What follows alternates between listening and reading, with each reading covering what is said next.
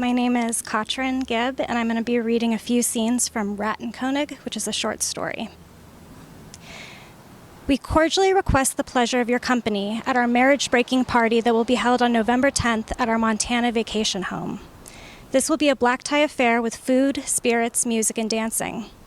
The party will begin at 8 p.m. We hope you are able to attend and can join others in this evening of Schadenfreude. Sincerely, Marlene Stills and Jack Pearson. P.S. Maybelline Pearson Stills has enthusiastically requested the presence of your children as well.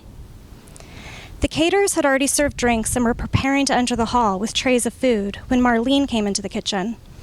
I forgot to mention something, she said, dipping her finger in vanilla cream and bringing the taste to her mouth. Being so close to the fields, we often have rodents come inside. Noticing a nervous look between the women, she quickly continued.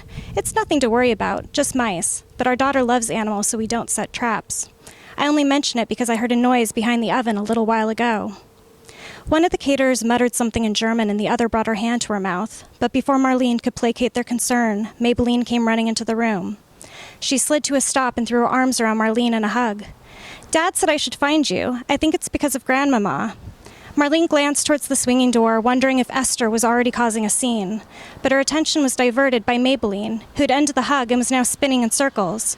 Marlene smiled as she watched Maybelline giggle and twirl, not even noticing that the gold paper crown that adorned her head had come off. Come here, my princess. Marlene squatted down, letting her gown crumple on the floor.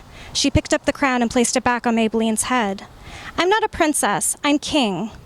Oh, and where did this crown come from, my little king? Marlene tapped the top of the crown to secure it in place.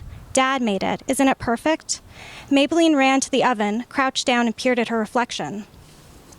Marlene began to agree when a metallic scratching came from behind the oven. Maybelline jumped back, but then, realizing what it was, ran to Marlene in excitement. Mom, can we keep it?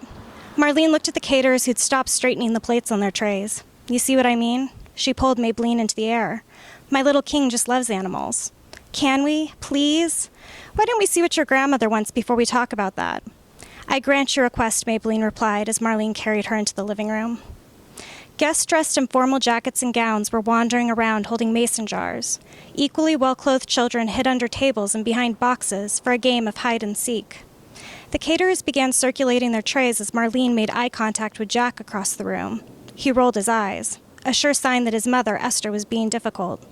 Marlene didn't see Esther anywhere, but Maybelline, her arms still wrapped around Marlene's neck, whispered that her grandmama was with the other blue-haired women in the corner. Esther reached her hand above her head and waved. Maybelline, she called, seeing her granddaughter bob above the crowd. Well, what did Jack say? One of her friends asked. Oh, this is just a short separation. They'll be back together soon. Esther brought her hand down but continued looking over the woman's silvery blue hair as she spoke. That's wonderful. It's just like you said. You're always proving that the optimist is right. Esther smiled and sipped her scotch as she continued looking around. I'm surprised, though, another woman mused. The house is practically empty, and Marlene told me that she accepted the museum job in Berlin. And isn't Jack still directing in Los Angeles? Yes, they've always been such careerists, haven't they? Another woman added. I mean, I've heard they've hardly been together a month this entire year with all their separate events and galas. No, Esther said, swatting the truth away with her hand. The move is only temporary. They're working out the logistics. Not wanting to find answers to any more questions, Esther excused herself, saying she'd find a caterer to serve them. The blue-haired woman expressed gratitude as Esther squeezed her plump form through the crowd. When she returned, they continued to heap on their approval. You're always so generous. You get things done when the rest of us can't, and to brave that large crowd and then get back to us, with nourishment no less. Esther smiled at the compliments and then turned to the caterer's tray. There were plates and cups with all sorts of foods and sauces, but nothing looked prepared. What kind of food is this? Herr Pearson and Frau Stills have arranged a traditional German appetizer plate. Here we're having bratwurst and dishes of mustard and... Esther's lip curled as she listened to her sons' and daughter-in-law's names mentioned so separately, with no indication that there'd been a union, a marriage, and some semblance of sanctity to these things. Then to see this tray of ingredients with nothing put together, there was no honor of any union in this household. Never mind, Esther snapped. Noticing the shocked look among her friends, she continued in a softer tone. My apologies, my dear. I just mean you have so many people to serve. I'm sure we can figure this out ourselves. The women nodded in agreement as they followed Esther, grabbing dishes off the tray and putting them together. Red fruit pudding with mustard, asparagus covered in sauerkraut, bratwurst sloshed in vanilla cream.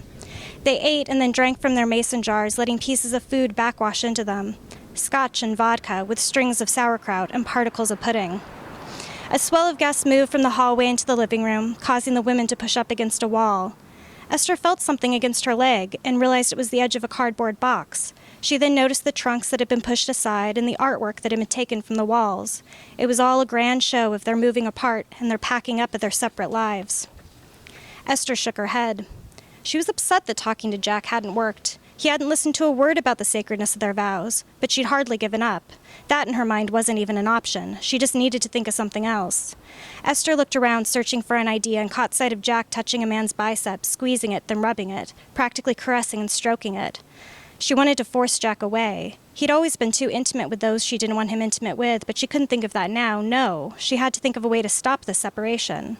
And then she saw Marlene walking towards him. Marlene, Esther thought. Of all people, Marlene would understand the importance of preserving this union.